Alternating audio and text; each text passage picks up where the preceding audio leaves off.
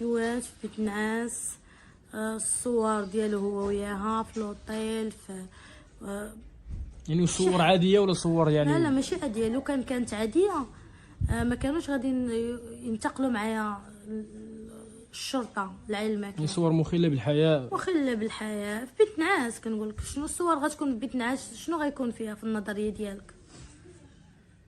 شنو؟ المهم انا ما واجهتوش بالامر، حيت لو كان واجه انا هي السيده اللي تعرضت للخيانه من طرف الزوج ديالي والعشيقه ديالو بمدينه برشيد. فانا اليوم جيت نقول المستجدات. انا نقول لك هاد الزوج ديالي حصلته مع هاد العشيقه، كان بارك عندهم في الدار. كان بارك عندهم وكان كان كيجي هو والاخ ديالها اللي كان كيجي عندي هنا للدار، الاخ ديالها، وكيقول لي بان الزوج ديالك راه انا وياه كنديروا خدامين وكنديروا بروجي وقراب ان شاء الله نتساليو. وكانت كتهضر معايا العشيقه على اساس انك تقول لي بان الزوج ديالك راه خويا وراه عزيز على الزوج ديالي، وراه مع ولادي في حين ان هي ما مزوجاش. فهي كانت العشيقه، فهي كانت هما كانوا متآمرين عليا، لا هي ولا العائله ديالها. من بعد ملي عرفت الحقيقه كيفاش عرفتي الحقيقه ديال الخيانه؟ نهار خويا عرفت الحقيقه انا الزوج ديالي عمرني عرفت الكود ديال البورطابل ديالو. داك النهار بنتي الصغيره كانت متكيه حداه وعطاها التليفون تلعب به، فهو نعس. انا جيت عند بنتي بغيتها نغطيها، فلقيتها شاده التليفون، فكنت غادا نطفي التليفون وغادي نحطه ولا. وسبحان الله جاني الفضول، وهذا الفضول عمرو زعما عمرني كنقلب ليه التليفون ديالو. جيت هنا لهاد الصاله هنايا، ملي جيت بديت كنقلب في التليفون. فهذاك النهار كانت صدمه كبيره. الحمد لله ربي عطاني واحد الثبات.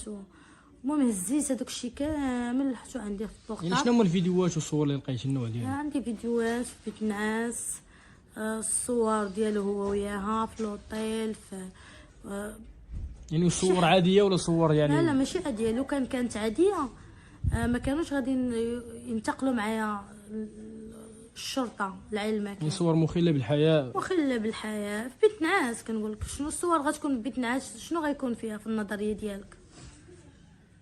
شنو؟ المهم انا ما واجهتوش بالامر، حيت لو كان واجهتو كان كلشي يقدر يتسبريمي من التليفون ديالي.